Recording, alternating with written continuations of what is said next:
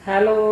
Hello बच्चों, मैं आ गई क्योंकि वो चाय पकौड़े थे ना, तो इसलिए वो ठंडे हो जाते हैं तो फिर अच्छे भी नहीं लगते ना। तो मेरे को देना पड़ा, वो जाकर देकर आई हूँ मैं। तो अब मैं एक कहानी सुनाती हूँ आपको। देखो, एक कहानी सुनाती हूँ कि एक संत थे। जीवन कैसा व्यतीत करना चाहिए, जीवन के ऊपर ये भी। एक संत थे, तो एक संत के वो तपस्या पे बैठे हुए थे, अपने ध्यान में बैठे हुए थे, है ना। तो उनके उनके घर पे, उनके आश्रम में दूसरा संत आए। जब दूसरे संत उनके आश्रम में आए तो उन्होंने देखा कि ये तो ध्यान में बैठा है, मैं इतना बड़ा संत, और ये मेरे लिए खड़ा नहीं होया, मेरा सम्मान नहीं, कोई मेरा आदर नहीं, कोई कुछ नहीं मेरा है। और क्या कहते हैं, और क्रोध में, बड़े क्रोध में आके वो संत वहाँ से चले गए। उनके चेलों ने देखा कि महाराज जी का ध्यान लगाया है और महाराज जी सुन नहीं रहे, अब हम कैसे बताएं, हम ध्यान को कैसे तुड़वाएं। तो वो जो संत थे, उन्हों को लगा कि ना मेरा कोई आदर, ना मेरा कोई सम्मान, ना कोई मेरा वो, और मेरे को निरादर करा है, अब मैं भी इसको अपनी कुटिया में बुलाकर निरादर करूँगा।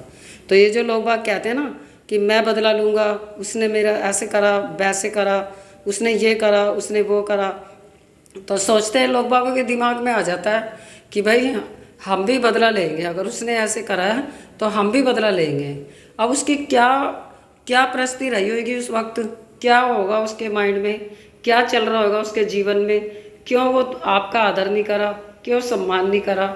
ये तो बात नहीं कि गलत ही बात हो सकती है, सही भी तो हो सकती है, ये बात सही भी हो सकती है।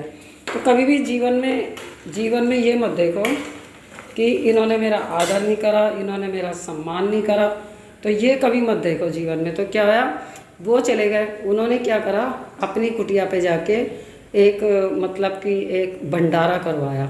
भंडारा करवाया तो उसके अंदर उन्होंने अपने चेले से बोला कि जाओ उस संत को जरूर तुम निमंत्रण करना, उसको मैं बताऊंगा कि जब मैं उसकी कुटिया पे गया तो उसने मेरा कोई आदर नहीं करा, कोई मान नहीं करा, कोई सम्मान नहीं करा, कुछ नहीं करा मेरा, मैं उसको इस बात का बदला दूंगा। उन्होंने क्या करा, जाके आश्रम आश्रम में जाके भंडारे का आयोजन कर दिया। भंडारे का आयोजन कर दिया तो अपने चेलों से बोल दिया कि जाओ जाओ उनको तुम निमंत्रण देकर आओ। जब निमंत्रण देकर आए, और निमंत्रण देकर आए तो जब वो महाराज आए उनके भंडारे में, जब आए उनके भंडारे के आयोजन में, उस वक्त उन्होंने दूसरे वाले जो संत थे जिनका अपमान लग रहा था उनको, उन्होंने फिर अपने चेलों से बोला था कि ये जब आ गए महाराज, वो तो आ गए, अब आ गए तो ऐसा कि इनको सबसे पीछे बिठा दो। ये पहला अपमान है मेरा, पहला मैं इसका अपमान करूँगा, क्योंकि मैं इसकी कुटिया में गया तो इसने मेरा अपमान करा, अब मैं इसका अपमान करूँगा। तो उन्होंने क्या करा कि इसको सबसे पीछे बिठा दो। सबसे पीछे बिठा दिया। अब सबसे पीछे बिठा के, और खीर जब बटेगी तो इसको बिल्कुल लास्ट में जाके खीर देना, बिल्कुल आखिरी में जाके खीर देना। दूसरा अपमान इसका ये वाला करूँगा मैं। अब उन्होंने कि ठीक है महाराज।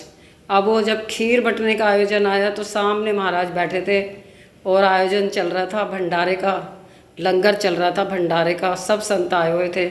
तो उन्होंने क्या करा कि जब खीर बांटना शुरू करा,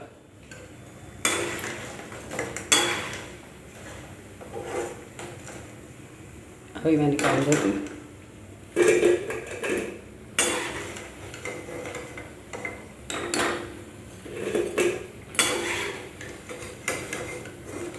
आज पकोड़े का मन कर रहा था क्योंकि दाल के पकोड़े हैं ये, उस दिन मैं जो बना रही हूँ वो बेसन के हैं, आज मेरे मूंग दाल के पकोड़े हैं। फिर मैं देखती हूँ, फिर मैं बनाऊँगी शायद खीर पूड़ी। अभी तो मैं ये पकोड़े बना रही हूँ और ये पकोड़े मैं बाद में बनाऊँगी। तो फिर उन्होंने कहा कि जब खीर बांटना शुरू करा तो जब लास्ट में जाके जब वो महाराज का नंबर आया तो उन्होंने बोला कि ये लो महाराज खीर। पात्र भी नहीं दिया उनको, खीर के लिए पात्र भी नहीं दिया कुछ भी।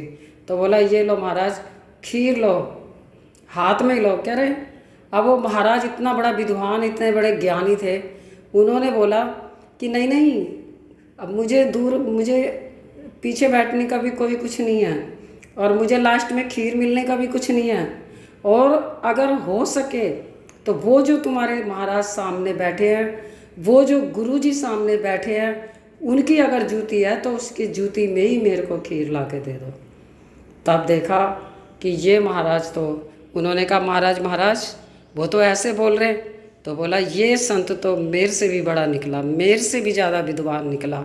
उसी वक्त वो खड़े हुए और उनके कदमों में जाके झुक गए। तो इंसान को ज़रूरी नहीं कि बदला लेकर ही झुकाना आता है, बदला लेकर ही नहीं झुकाना चाहिए।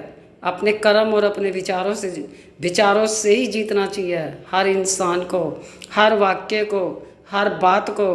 तो उन्होंने क्या करा, हालांकि ये तो नहीं कि उनको खीर दे दी होगी उसमें, लेकिन उन्होंने ऐसा शब्द इस्तेमाल करा, ऐसा शब्द इस्तेमाल करा कि सामने वाला गुरुजी उठ के खुद उनके चरणों में नतमस्तक हो गए। तो वो उनसे भी बड़े ज्ञानी निकले। तो कभी भी ये मत सोचो कि ये इंसान ने मेरे साथ ऐसे करा, मैं भी ऐसा करूँगा, इसने वैसा करा, मैं भी ऐसे करूँगा। क्योंकि अभी उसका मतलब आप समझ ही नहीं पा रहे, आपको पता ही नहीं है क्यों ऐसा करा, क्या कारण रहा, क्या बात रही है, और आप उल्टा करने चल दिए। आपको पता है क्यों ऐसा करा था, क्या बात रही होगी। तो वो बात समझना बहुत ज़रूरी है। और अगर रहो तो किसी से प्यार से रहो, तरीके से रहो। ये धरती माँ हमें ऐसे ही नहीं मिली, धरती माँ बड़ी उससे बनी है। कितने करोड़ों अरबों खरबों वर्ष तक इस धरती माँ ने कुछ झेला है, झेल के फिर हम उत्पन्न हुए।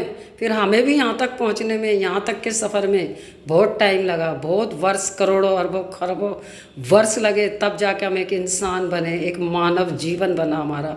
आज हम उस जीवन को इतनी जल्दी से भ्रष्ट कर देते हैं, इतनी जल्दी तबाह कर देते हैं, लड़ाई में, झगड़े में, मार पिटाई में, बुराइयों में, एक दूसरे को नीचा दिखाने में, एक दूसरे की आलोचना करने में, एक दूसरे को कष्ट पहुंचाने में।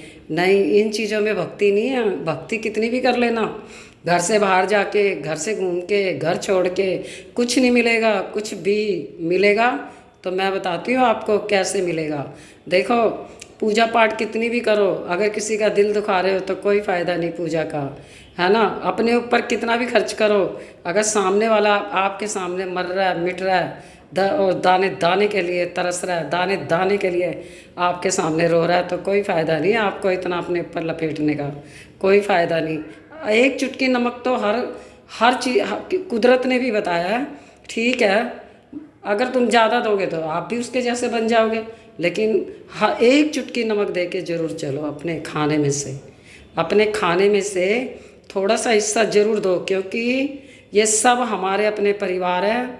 जानवर वानवर, गाय भैंस, है ना, उड़ने वाले पंछी, रेंगने वाले, धरती के नीचे रहने वाले, ऊपर उड़ने वाले, हमारे आसपास जितने भी जीव जंतु है, जितने भी मानव है, जितनी भी जैसी भी प्रस्ती है। दान का क्या मतलब बनता है? दान का मतलब ये बनता है कि लो इच्छा से दो इच्छा से, ना तो सामने वाले की इच्छा से दो और ना अपनी इच्छा के बिना दो, लो। जो दान का मतलब होता है कि सामने वाला खुश होकर दे तो लो। अगर आप खुश होकर दे रहे हो तो दो। ये नहीं कि आपने ज़बरदस्ती दे दिया, सामने वाले ने ज़बरदस्ती मांग लिया, उसको दान नहीं कहते। अगर अतिथि आपके घर पे आ जाए तो आपको किस तरीके का आपका व्यवहार होना चाहिए। अतिथि ऐसे ही नहीं आ जाता आपके घर पे, ऐसे चल के नहीं आ जाता।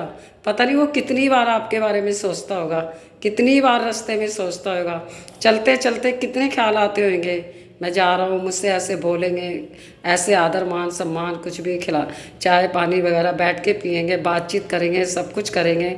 पता नहीं घर से चला होगा कितने विचार उसके मन में आए होंगे, उससे पहले भी आए होंगे, और जब आपके बारे में निर्णय लिया होगा। और जब आपके घर पे आ जाते तो ये नहीं कि मुँह से कूड़ लो, कोई फ़ायदा नहीं।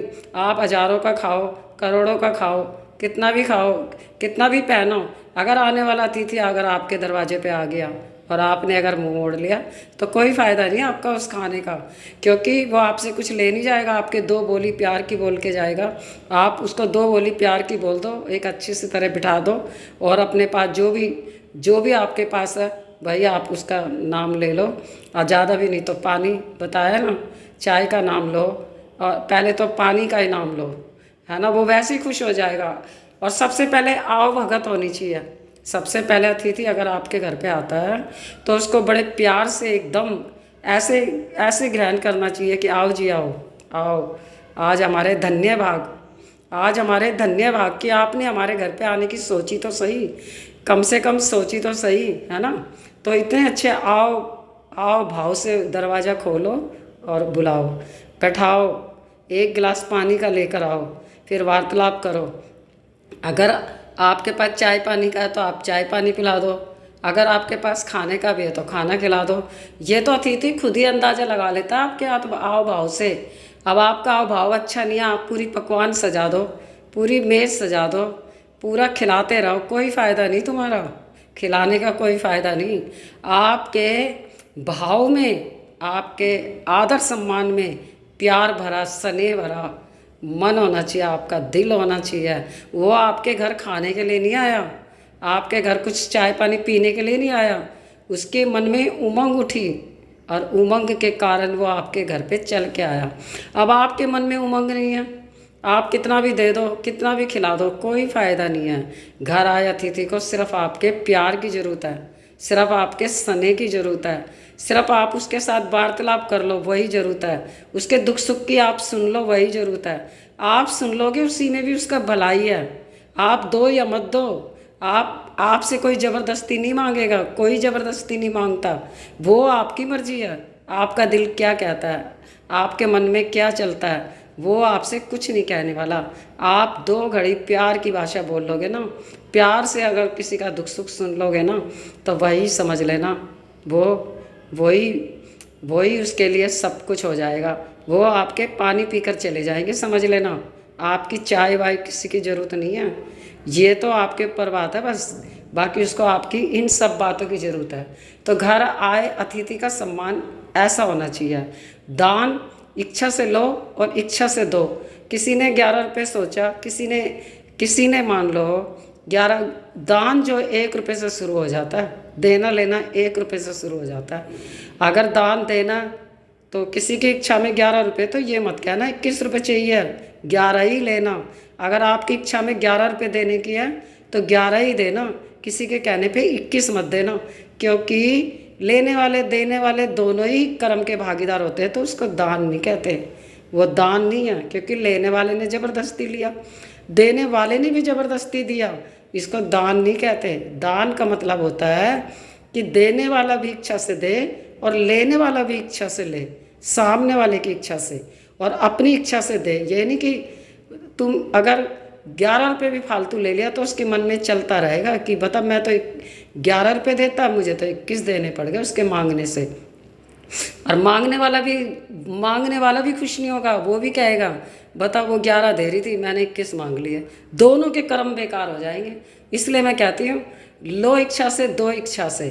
घर आए अतिथि का कैसे सम्मान होना चाहिए, और ऐसा सम्मान होना चाहिए कि तुम्हारी अपनी वार्तालाप के अंदर वो अपना ही होश हवास भूल जाए और अचानक उसे याद आए, अचानक पता लगे अरे मेरे को तो घर भी जाना था। उसे कहते हैं मान सम्मान आदर। घर आए अतिथि भगवान होता है, बहुत विचारों के साथ आपके घर पे आते हैं, है ना। हम तो रोज़ ही खाते हैं, रोज़ ही कुछ भी खाते रहते हैं, चाहे हज़ारों का खाए, कितने के भी खाए, किसने देखा तुम्हारा खाना पीना, आप ही ने खाया, आप ही ने नष्ट कर दिया। मल मूत्र में ही चले आता सब कुछ, और कुछ नहीं होता। खा भी लिया तो आपने क्या हो गया, सब मल मूत्र के द्वारा निकल जाता। लेकिन जो हमारे दरवाजे पे आया, जो हमारे आसपास का वातावरण में अगर कोई ज़्यादा प्रस्ती किसी की है तो एक चुटकी नमक देने में ना तो वो अमीर होगा और ना आप गरीब होंगे। तो आज का ज्ञान यहीं तक के लिए, क्योंकि मैं अगली रेसिपी पे फिर आपको सुनाऊंगी, क्योंकि मैं लंबी हो जाएगी मेरी वीडियो, इससे ज़्यादा मैं सुना नहीं सकती। और आज मैंने मन करा दाल के पकौड़े खाने का, तो मैंने थोड़ा सा ये आपको वो कर दिया। अब मैं आपको एक भजन सुनाती हूँ, ठीक है। आज का ज्ञान यहीं तक। तो बच्चों कमेंट करना, लाइक करना, सब्सक्राइब करना, ठीक है ना। बेल घंटी को दबा देना, बेल घंटी को दबा देना। तो आज का ज्ञान यहीं तक। तो मैं एक छोटा सा भजन लास्ट में गा देती हूँ। कुछ लेना न देना मगन रहना, कुछ लेना न देना मगन रहना, पाँच ताते का बना रे पिंजरा, पाँच ताते का बना रे पिंजरा, इसमें बोले तेरी रात में ना कुछ लेना न देना, मगन रहना कुछ लेना न देना, मगन रहना। गहरी नदियाँ नावी पुरानी, गहरी नदियाँ नावी पुरानी, खेवटिया से तू मिल रहना कुछ लेना न देना, मगन रहना कुछ लेना न देना, मगन रहना। तेरा भगवान है तेरे मेरे, तेरा भगवान है तेरे मेरे, अखियाँ खोल के देखो न कनुआ, हो कुछ लेना न देना, मगन रहना कुछ लेना न देना, मगन रहना। आज की वीडियो यहीं तक। तो बच्चों लाइक करना, कमेंट करना, सब्सक्राइब करना, बेल घंटी को दबा देना।